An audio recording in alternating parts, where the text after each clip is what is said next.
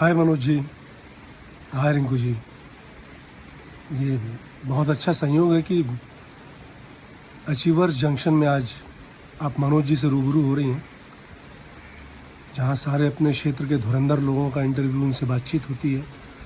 और मनोज भावुक वो शख्स हैं जिनको भोजपुरी की पूरी जानकारी है, इतिहास, वर्तमान, सब कुछ। बहुत अच्छा रिसर्च है इनका भोजपुरी में, और मुझे लगता है कि एक यादगार इंटरव्यू होगा आज आपका। ये बातचीत बहुत यादगार बनने वाली है। और मनोज जी, रिंकू जी के बारे में क्या बोलूँ मैं। अगर मैं बोलना शुरू कर दूंगा तो जो 2 घंटे का समय आपने रिंकू घोष जी को दिया है, या जो तय समय है कि 2 घंटे का इंटरव्यू चलेगा, वो समय बढ़ जाएगा आपका। मैं इतना बोल दूंगा इनकी तारीफ में। Rinku Ghosh my one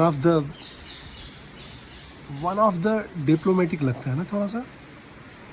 one and only my most favourite actor Rinku Ghosh, इनका मैं बहुत बड़ा फैन हूँ। और मुझे ऐसा लगता है कि इतनी पॉजिटिविटी,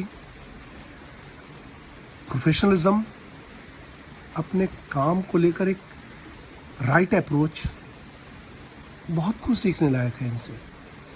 और रिंकू जी, बाप की शिकायत रहती है कि इंडस्ट्री आपको भूल गई है, तो माफ़ कीजिएगा, इतना वीक सिग्नेचर नहीं था आपका भोजपुरी इंडस्ट्री में। आपने जो यहाँ अपने काम से, अपनी परफॉर्मेंस से जो हस्ताक्षर किए हैं ना, वो अमिट है, वो धुंधले नहीं होने वाले। उसकी छाप आने वाले कई सालों तक हमारे दर्शकों को और एक्टर्स को बहुत कुछ सिखाती रहेगी। मैं आपका बहुत बड़ा फ़ैन हूँ, बहुत सारे लोग आपके बहुत बड़े फ़ैन हैं रिंकू जी। और अब ज़्यादा क्या बोलूँ, मैं इतना कहूँगा कि जितना भी काम आपके साथ किया है यादगार रहा है। वो चाहे पहली फिल्म हमारी साथ में हो जो हमने बिहार में शूट किया था, या कोठा हो, खून भरी मांग हो, सात सहेलियां हो, जब भी आप फ्रेम में रही हैं, मैं अपनी तैयारी दुगनी करके आता था। मुझे मालूम रहता था कि आप जिस एक्ट्रेस के सामने जा रहे हैं वो रिंकू घोष हैं,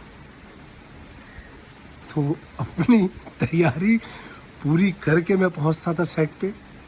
और आपके साथ काम करना हर बार मुझे अच्छा लगता था, और उम्मीद करूंगा आप दोबारा अगर जब भी कम बैक करें, मैं आपके साथ स्क्रीन शेयर करूं। मैं अपने आप को लकी मानूंगा। और फिर एक बार, आप बहुत कमाल एक्ट्रेस हैं।